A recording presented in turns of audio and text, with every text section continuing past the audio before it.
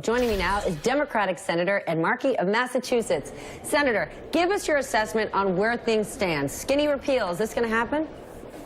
Well, we don't know where we stand because the Republicans don't know where they stand because no one has seen their latest plan, the skinny reform, as they call it, but it's really going to be a starvation repeal that they put before the Senate later on this afternoon or tonight, whenever they decide to do it. But until then, the Democrats are not participating in this sham of a process which they have put together. All we know is their first plan was bad, their second plan was worse, and this third plan is going to be ugly. And all we have to do is just finally find out what the details are, and then the Democrats will once again get back into this to stop the dismantling of the Affordable Care Act. We know this is an administration like we've never seen before. But what are people on the Hill saying? Your reaction to the White House, the president's own team attacking, going after fellow Republicans, female lawmakers, Lisa Murkowski, Susan Collins? It's the job of Susan Collins to represent Maine. It's the job of Lisa Murkowski to represent Alaska.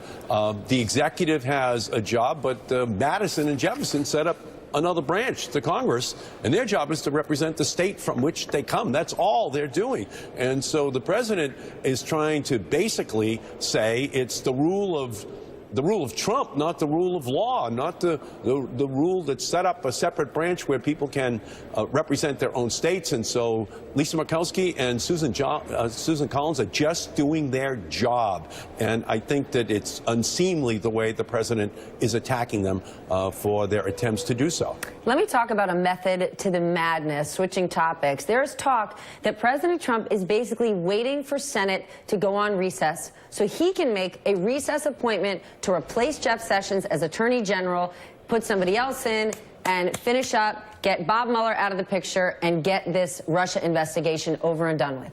If that is the case, is there anything Democrats can do to prepare for this possibility? You're right. You don't have to be Sherlock Holmes to figure out what's going on here. First, the president fired Jim Comey.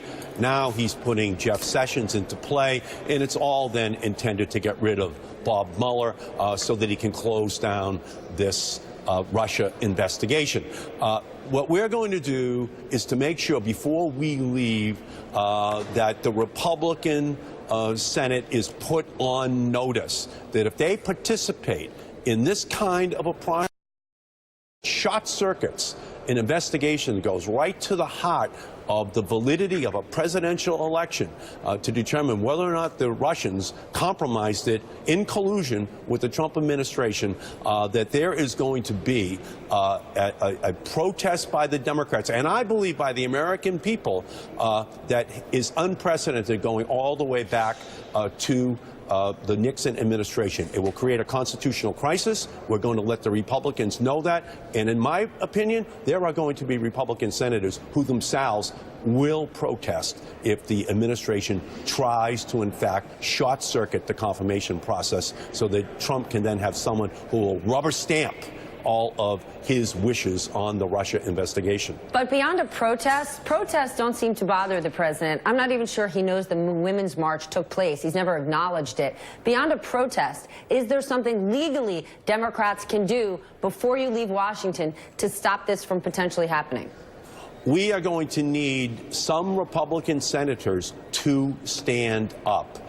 And we will put in place a process by which we make it clear that there is going to be accountability unless those senators stand up and ensure that there is a confirmation hearing, that we know who the next Attorney General will be if Jeff Sessions is removed by the president during this recess. All right. Thank you so much for joining me this morning. I appreciate it. Thank you. You're welcome.